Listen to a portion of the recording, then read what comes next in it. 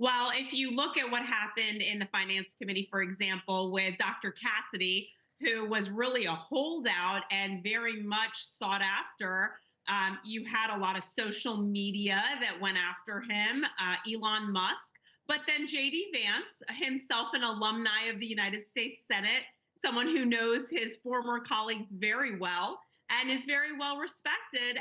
He intervened. He spoke with Dr. Cassidy. He brokered a call with Elon Musk and Dr. Cassidy, and voila, he was voted out of the committee. So there will be no shortage of shuttle diplomacy that happens to ensure that President Trump's nominees are confirmed. And Harry, you've been listening to the same thing. What do you think about all of this and the controversy surrounding those nominees? Well, I think if we start with Tulsi Gabbard, what surprises me is that she's been so critical of Trump in the past. For example, she was critical of Trump when he took out Soleimani, the person who's the architect of Iran's terrorist attacks on American citizens. She thought Trump was pushing us to war with Iran, and she was wrong.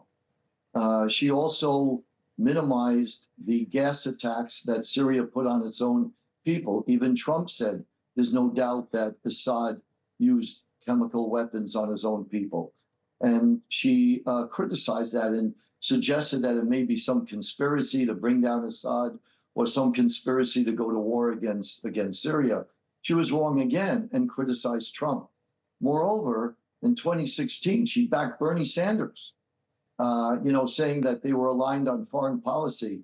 So to me, I just don't quite understand her choice for this role, given her positions on these issues relating to foreign policy.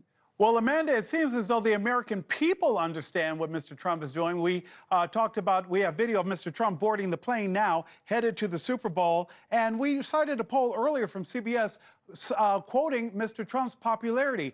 That new CBS poll showing positive marks from the American public on the job the president is doing. 53% of Americans approving of his work, calling him tough, saying that he's going after corruption and doing things that they enjoy. Amanda, can he keep up this momentum? I think he can, and he has very strong allies, of course, Elon Musk being the biggest one, but they are working in concert. They are working the same things that he promised and he campaigned on. And I think that's why you see these high favorability numbers, because he's doing exactly what he promised he would do.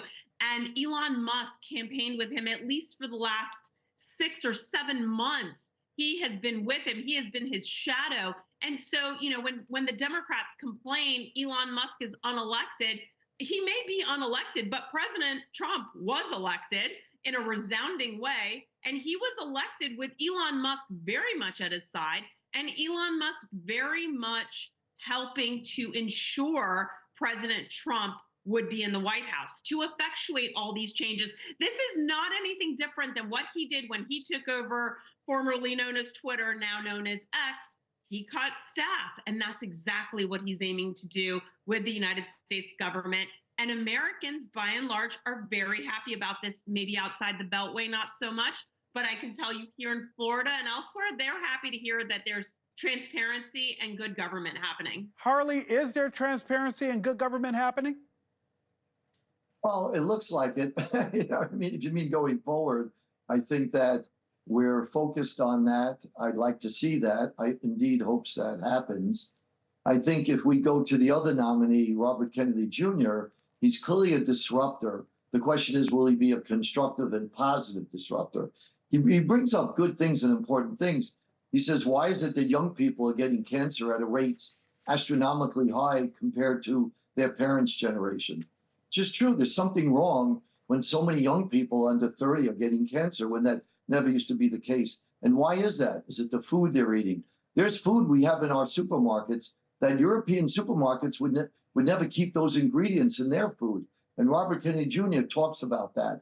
So these are healthy, constructive things. When it comes to vaccines, what I worry about is polio vaccine saves millions of lives. So that's a good thing. And I think he's come around to that. About his concerns about the COVID vaccine, that's valid, that's legitimate. So again, being a disruptor could be very constructive as long as it's on the right programs that benefit Americans.